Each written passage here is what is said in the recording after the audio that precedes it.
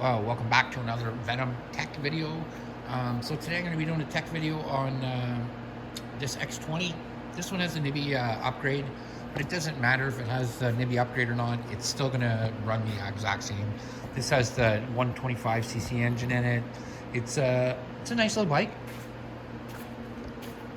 It rides good. There's not a whole lot of issues with it, but I'm going to go over a few things with you and things to check if it's not starting, things like that, and we'll kind of go from there. So I'm going to get my camera in place a little bit better and move that bike so I can get around it better, and I'll be right back. All right, guys, so let's go over this bike. Now, there's no fuel petcock on this bike, so you'll notice this one has the NIBI carb on it. You'll see by the air filter coming out the side here in the front. Anytime we see that coming out the front there, you'll notice that the NIBI carb is also attached to it. That's the way it rides on this bike as it comes out. But you notice it doesn't touch the forks. It gets real close, but it never touches the forks. Now, with the stock carb, it doesn't, the bike, so the gas tank doesn't have a fuel petcock on it. The petcock is actually on the carburetor itself. So this is the original carb. This is the one I want to show you because this is what originally comes on the bike. So our fuel would come in here, then goes directly into the bike. And this is where you would shut the fuel off to the gas tank too. The gas tank itself doesn't have a fuel petcock on it. So this is what you have to shut the fuel off with. So if you're ever talking to a customer about this, and they say that there's a fuel shut off on the carb itself, that's what they mean, is it's right here. So you'll notice on this one, like I said, there's a NIBI carb on there. So I actually put a fuel petcock on this one by myself because I put this carb in there, and it helped immensely. So this bike actually runs really good now. I really like the upgrades. This bike's got both upgrades. It's got the NIBI carb, but it also has the upgraded exhaust on it. So that's what the upgraded exhaust looks like. It comes up and then directly from underneath the seat and here. Now the original muffler would have been mounted right here. It's a little bit different. It's round and it just looks a little bit different than that one, but this one gives it a little bit more pep. So that's one of the things on this. This motor is the exact same motor that we have in our X22 or any motorcycle that we have with the 125cc engine. This is the engine. It's a 4-speed manual. They're a good, dependable little engine.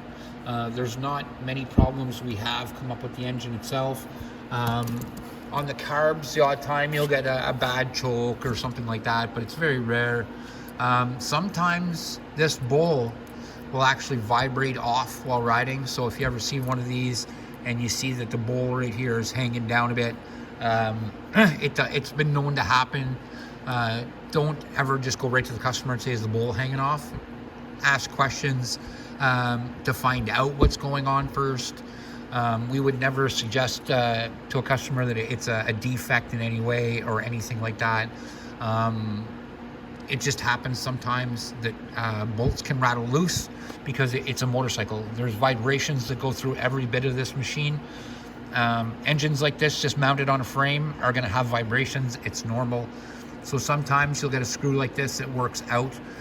They can always tighten it right back up. The best thing to do is get as many pictures and videos from a customer as possible, because a picture is worth 1,000 words. They could try to explain something to me on this carb 100 times, or they could just send me a picture of it and point at what the problem is, and I'm going to be able to find it right away just looking, being able to see it.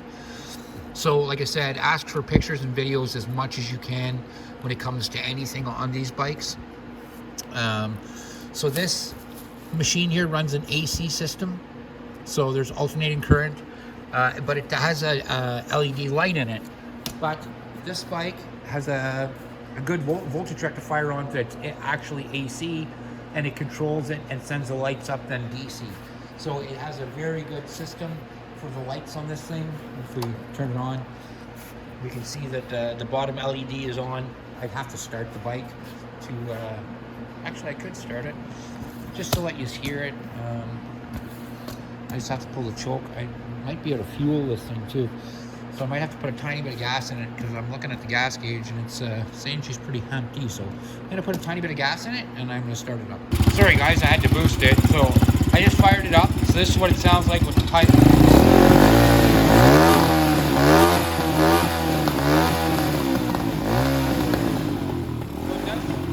It does sound a lot different than it did before. That pipe makes it sound a lot beefier than it usually is. Usually it's not that loud. The X20 is actually a pretty quiet unit, but because of the muffler we have on it and the carb we have on it, it explodes with a lot of noise. Sometimes on an X22, if you're on this side or if you're riding, you'll hear a click or a tap. Well, you'll hear like a tap, tap, tap. Have the customer check their chain underneath the chain guard to make sure that the chain is just not tapping against the chain guard. The best way to do that is just take the chain guard completely off. I'm sorry, not the chain guard, the sprocket cover, take it completely off. And then if that sound disappears, they know it's actually the sprocket cover. And sometimes it could be just because of a loose chain, but we've seen that on this bike before. You'll hear like a tick, tick, tick, tick, tick. Take the sprocket cover off, and you can always check it that way. Again, this engine is the same as what comes in our X22. So the X22 has this 125cc engine.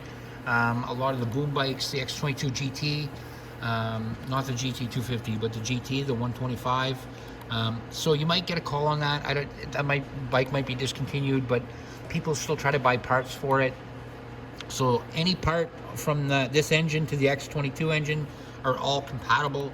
It has the same piston rings, transmission, everything's the exact same. So you can use that the exact same. Then we have right here our digital dash. This never really gives us many problems. If you do have, excuse me, questions or anything, we do have a video on setting the dash. So you don't have to, I don't have to let you know about that. We already have that video. Anytime that you have questions about these bikes too, you can always jump on YouTube, on Venom Motorsports on YouTube, and check out videos that we already have. So videos of me changing all the fairings or ignition or anything like that. It's really nice to have like some sort of a reference you can go back and check out. And that's one of your major tools or resources will be is anything that's on Slack or anything that's on YouTube already. You can go ahead and check it out for this bike. Other than that, it's a really solid little bike. We don't have many issues with this. It's it never has many problems with it. There's going to be normal things that they have to keep up, maintenance, oil changes, things like that.